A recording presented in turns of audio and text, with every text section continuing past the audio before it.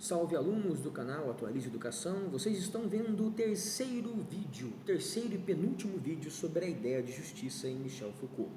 No vídeo passado falamos sobre o suplício que era a forma de produção, o regime de produção de verdade jurídica, ou seja, a maneira de se produzir inocência ou culpa no antigo regime há mais de 200 anos atrás. No regime do suplício, no regime de produzir verdade, no conjunto de regras de produzir verdades, julgamentos, inocências, culpas, lá no antigo regime, o corpo do condenado era o símbolo da vingança do rei. Fazer justiça, naquela época, era realizar, executar a vingança de um rei que precisava controlar, por meio do medo, do exemplo, a população à sua volta. Enfim, esse suplício carregava um problema estrutural grave. Ele, primeiro, precisava mobilizar uma maquinaria pesada, que demandava gastos econômicos consideráveis, gastos com soldados, exércitos, gastos com padres, com a construção de patíbulos, além de gastos materiais. Havia também, que envolviam também os carrascos, havia gastos ou desgastes morais. O suplício era uma maquinaria de desgaste moral, pois, frequentemente, as populações mais pobres, as populações que assistiam a esses suplícios, sentiam empatia pelo condenado, pelo executado, sentiam pena e se mobilizavam em revoltas contra o rei, contra a vingança do rei. Muitas vezes até salvando o condenado e causando uma confusão gigantesca no local do suplício.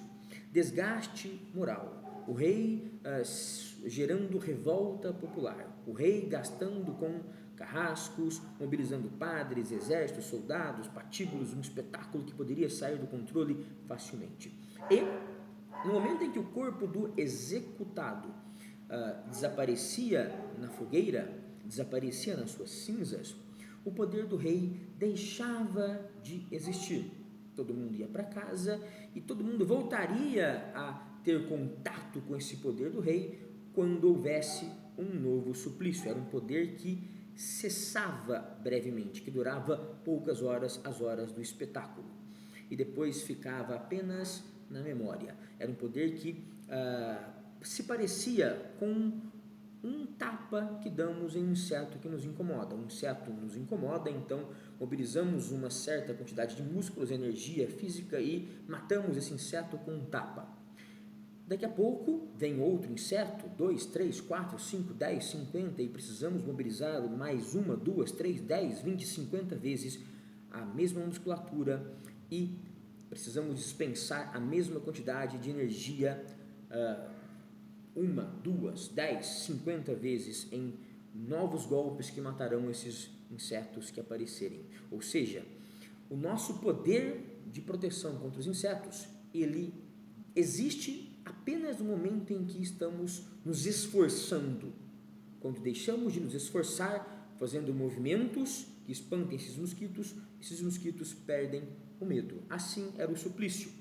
Enquanto o suplício existia, enquanto um esforço do rei se vingar da sociedade, a população tinha medo. Mas a partir do momento em que esse suplício desaparecia também o poder do rei, tendo que ser mobilizado de novo, repetidas e infinitas vezes. Bem, havia também um forte problema conjuntural, de contexto social. Lembremos, séculos 17 e 18, séculos do liberalismo econômico e político, da ilustração, do iluminismo, da Revolução Francesa.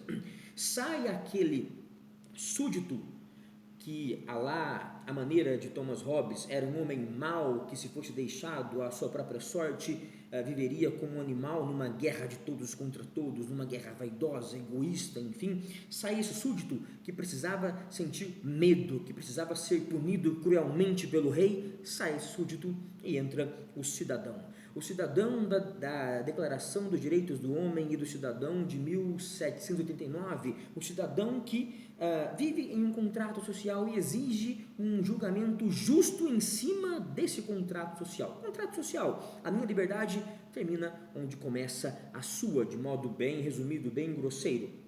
No momento em que eu ultrapasso a minha liberdade, invado a sua liberdade, eu preciso ser punido.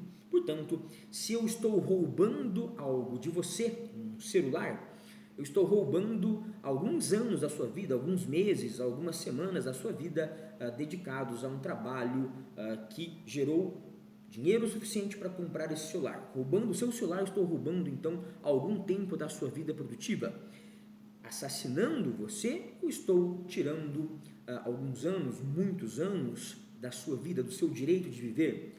Então, quando eu roubo, quando eu mato, eu tiro do outro o direito dele viver, o direito à vida, o direito à propriedade, o direito dele buscar com o seu trabalho, com a sua produtividade, a sua felicidade. Direito à vida, direito à felicidade, direito à liberdade, a liberdade que não pode ser invadida pela liberdade de outro. Quando eu tiro, então, pelo roubo, pelo assassinato, a sua possibilidade de viver mais, de trabalhar, enriquecer e ser feliz, eu devo ter também parte do meu tempo de vida retirado de mim e por meio da penitenciária, por meio da prisão. Eu perco alguns anos da minha vida, ou muitos anos da minha vida produtiva, da minha vida livre, que poderia ser feliz, que poderia se enriquecer. Eu então cedo, melhor dizendo, parte dessa minha vida ao sistema penitenciário, ao Estado, que, prendendo-me, vai fazer essa justiça universal, essa justiça que realmente iguala todos nós nesse contrato social. Você tira o bem, você tira a vida do outro, tira o tempo dele produzir, trabalhar, ser feliz, então o Estado tira proporcionalmente algum tempo de vida produtiva sua, colocando-o no sistema penitenciário, no sistema panóptico. Entre esse cidadão sai aquele súdito que funcionava pelo medo, que obedecia ao rei pelo medo, sai aquela massa obediente, aquela massa que vivia dentro de uma sociedade de estamentos, de ordens, que vivia do começo ao fim da vida obedecendo às demandas daquela classe social, nobres, clérigos, burgueses, artesãos, camponeses. Sai aquela ideia de que a sua vida não é para você. A sua vida é para manter a ordem social, a funcionalidade social. Sai aquela ideia de sociedade e entra agora uma sociedade de indivíduos que são autônomos, que são críticos.